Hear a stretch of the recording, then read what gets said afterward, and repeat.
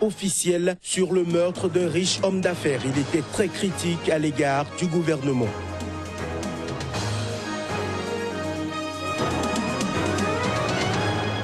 Installation au Bénin de la commission technique chargée des réformes politiques et institutionnelles. Une cérémonie qui s'est déroulée en présence du chef de l'État béninois, Patrice Talon.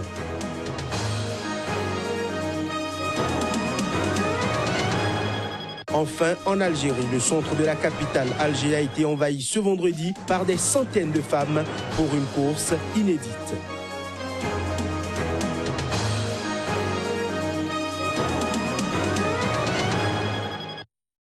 Voilà pour le sommaire. Bienvenue, bonjour. L'opposition kenyane a réclamé vendredi une enquête officielle sur le meurtre d'un riche et controversé homme d'affaires kényan très critique à l'égard du gouvernement.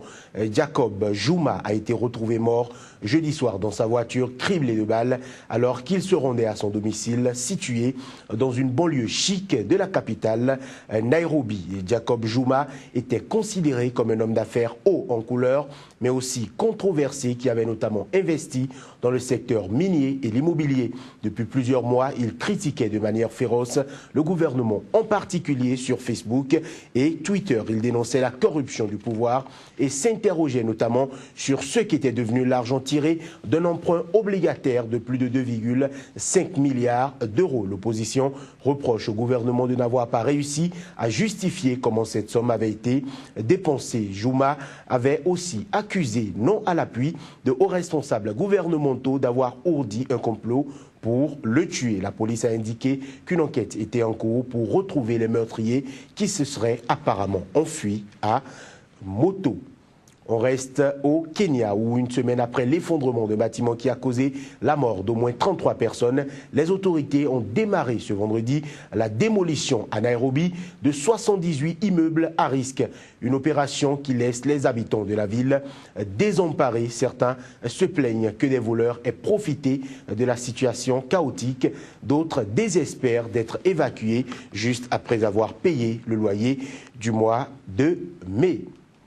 Le président nigérian Muhammadu Buhari a approuvé ce vendredi même le budget 2016 après des mois de retard causés par des erreurs et des divergences sur le projet initial. Le budget approuvé prévoit une augmentation des dépenses publiques de 20%, dépenses financées en partie par des emprunts. Le budget national, qui dépend à environ 75% de ses revenus pétroliers, a été calculé sur une base de $38 le baril, à peine sous le cours actuel, autour de $40. Le président nigérian en avait retardé la signature après une vérification détaillée d'organisation de la société civile qui avait relevé des erreurs dans les calculs. Les mêmes dépenses de véhicules, ordinateurs et meubles apparaissaient à 24 reprises pour un montant total de 46,5 milliards de naira. Une porte ouverte à la corruption avait dénoncé Olusegun Onibede, cofondateur de Budget, une organisation nigériane qui œuvre pour plus de transparence dans l'action publique. Le retard accumulé pour approuver le budget annuel n'a pas aidé à dynamiser l'économie de la première puissance du continent, déjà affectée par l'effondrement du cours du brut. Buhari a reconnu vendredi que le Nigeria traverse ce qui pourrait être la pire période économique que le pays ait jamais connue, mais il garde espoir que ce budget record porte ses fruits. Son gouvernement s'est engagé à diversifier l'économie en dynamisant l'agriculture et en renouvelant le secteur industriel pour générer de l'emploi et relancer la croissance. Un programme de développement des infrastructures est également indispensable aux 180 millions de Nigérians, notamment dans le réseau routier, mais aussi en termes de logement et dans le secteur énergétique. Abdul Karim Mekassoua, c'est le nom du nouveau président de l'Assemblée nationale centrafricaine. Cet ancien ministre, candidat malheureux à la présidentielle et député du quartier musulman du PK5 de Bangui, a été élu ce vendredi par 65 voix sur 127 votants. Mesdames et messieurs, je l'annonçais en titre au Bénin, la commission technique chargée des réformes politiques et institutionnelles a officiellement pris service. L'installation des membres de la dite commission, c'était hier au palais de la Marina, une cérémonie présidée par le chef de l'État, Patrice Talon, en personne l'essentiel du contenu de son message à l'endroit du comité sur des propos recueillis par Joël Yetonji et Juste Danrissou. Mesdames et messieurs, l'objectif, vous en doutez bien, est de parvenir au thème de nos travaux dans un grand élan consensuel à initier et engager la restauration de l'état de droit, le renforcement de la démocratie par un rééquilibrage des pouvoirs des institutions constitutionnelles, l'amélioration de la gouvernance politique, celle des affaires publiques, la consolidation de l'unité nationale et l'essor économique de notre pays. Les pistes que je vous suggère ne sont pas limitatives et il vous incombe la mission de passer au peigne fin notre loi fondamentale et ses lois dérivées pour asseoir les fondements juridiques de la rupture d'avec l'ordre ancien en vue d'un nouveau départ. Toutefois, doivent demeurer intangibles toutes les dispositions qui organisent la forme républicaine de l'État, le régime présidentiel, la laïcité, les libertés individuelles et l'alternance politique. Le Premier ministre tunisien Habib Essid a effectué une visite en Libye ce vendredi. Il a rencontré son homologue Fayez Al-Sarraj pour discuter de la frontière commune entre les deux pays et les efforts pour vaincre et combattre le terrorisme. Reportage. Les deux pays partagent quelques 500 km de frontières en commun. Ces derniers mois, les autorités tunisiennes ont dû fermer à 2 reprises les points de passage de Ras Yedir et Deriba suite aux attaques djihadistes perpétrées en Tunisie et en Libye. Le trafic commercial au principal poste frontière entre les deux pays est paralysé depuis plusieurs jours à l'initiative de la partie libyenne. Les échanges étaient donc consacrés au renforcement et à la réconciliation de la zone frontalière entre les deux pays, ainsi qu'à la lutte contre le terrorisme.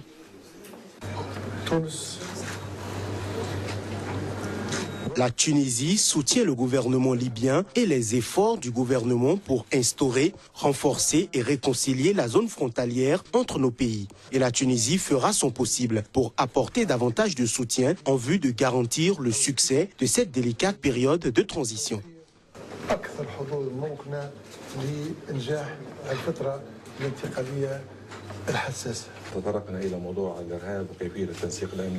Nous avons abordé le sujet du terrorisme et comment coordonner nos dispositifs de sécurité afin de vaincre le terrorisme. Ce qui est survenu à Abu Ghraib montre que le terrorisme se répand dans toutes les régions et cela nécessite une coordination importante entre les deux pays. Notons que le poste de Ras Yedir constitue le principal point de passage entre l'ouest de la Libye et le sud-est de la Tunisie. Le Zimbabwe fait face à sa pire crise alimentaire en 15 ans, une situation qui est due à la sécheresse qui a suivi le phénomène El Niño et qui a multiplié par 2 le nombre de familles touchées par la faim ces 8 derniers mois. Ainsi, près de 33 000 enfants souffrent de malnutrition aiguë dans le pays. Les détails. En janvier, 4 enfants ont été admis dans le programme contre la malnutrition. Et puis en février, le nombre est monté à 7. Puis en mars, ce sont 25 enfants qui ont été admis dans le programme. Pour moi, c'est révélateur de la mauvaise situation. Quelques 300 000 enfants souffrent de malnutrition aiguë sévère au Zimbabwe. Les pires chiffres en 15 ans a prévenu mardi l'UNICEF, alors qu'Harare estime à 4 millions le nombre de personnes ayant besoin d'aide alimentaire.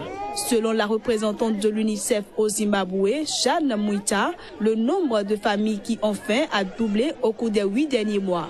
Les pénuries d'eau exposent aussi les enfants à des risques plus élevés de diarrhée, fièvre typhoïde et autres maladies transmises par l'eau comme le choléra.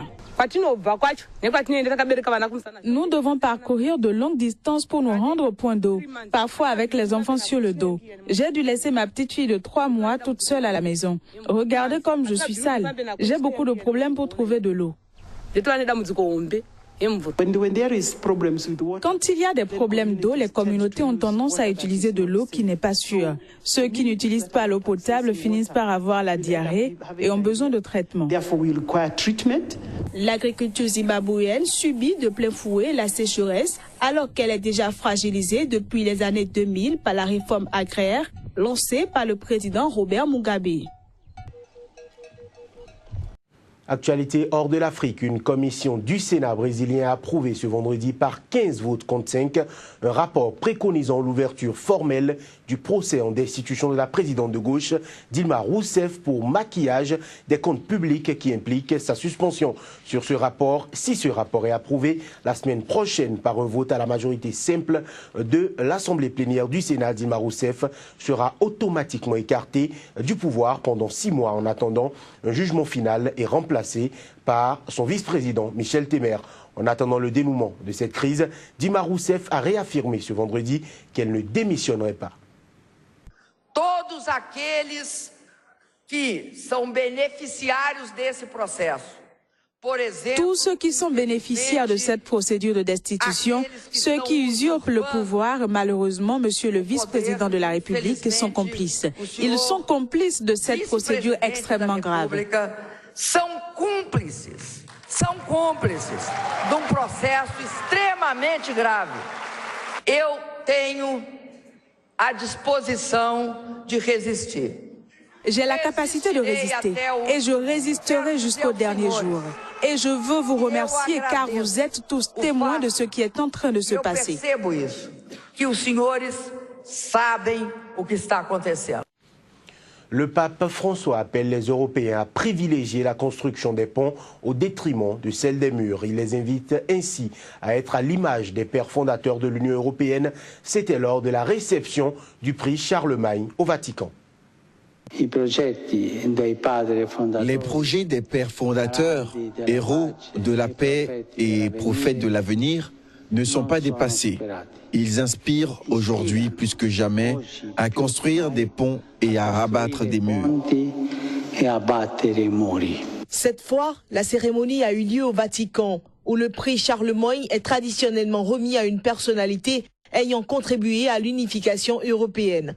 Georges Bergoglio a saisi l'occasion pour décrier le fait que cette Union européenne ne se contente en ce moment que de retouches cosmétiques ou de compromis bancals, notamment en matière d'accueil des migrants, dont il s'est fait un grand défenseur. Cela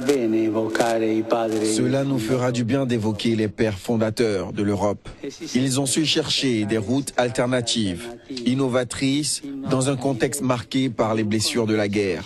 Ils ont eu l'audace non seulement de rêver l'idée d'Europe, mais ils ont osé transformer radicalement les modèles qui ne provoquaient que violence et destruction.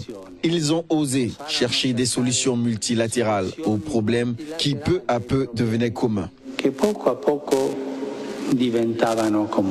Dans un discours en forme de leçon sur l'Europe, le pape argentin a appelé tous les Européens, et particulièrement leurs dirigeants, à revenir aux sources du projet européen et à oser un changement radical de modèle, particulièrement économique. Une page détente dans cette édition en Algérie. Le centre d'Alger a été envahi ce vendredi par des centaines de femmes pour une course inédite ayant bouleversé quelques heures l'ordre masculin qui règne habituellement dans les rues de la capitale. La course algéroise, 100% femmes et solidaire, inspirée de la parisienne, était ouverte aux plus de 13 ans. Parmi les coureuses figuraient les médailles d'or aux Jeux Olympiques de Sydney 2000, Nouria Benida Mira, par ailleurs marraine de l'événement. Cheveux au vent, casquettes vissées sur la tête ou en foulard, elles se sont rassemblées au petit matin de ce vendredi dans la rue d'Idouche Mourad, la capitale à terre d'Alger. D'ordinaire, on voit surtout des masses de fidèles se rendre à la mosquée et non des femmes parcourir à toutes jambes les rues de la capitale. L'image était d'autant plus insolite dans ce pays où la rue est avant tout un espace d'hommes et que le vendredi est le jour traditionnel de la grande prière hebdomadaire musulmane. Je suis sportive moi-même et je ne participe pas vraiment à des compétitions. C'est vrai que c'est quand même assez sélect pour participer à ce genre de compétition. Et de voir des mamans avec leurs filles, des groupes de copines, ça fait vachement plaisir. Les femmes s'encourageaient, elles étaient solidaires. C'était super, franchement, sans regret. La course s'est achevée après un parcours de 3 km dans des rues fermées à la circulation sur l'esplanade de la Grande Poste où les participantes ont improvisé quelques pas de danse. Ce sera tout. Merci de nous avoir suivis.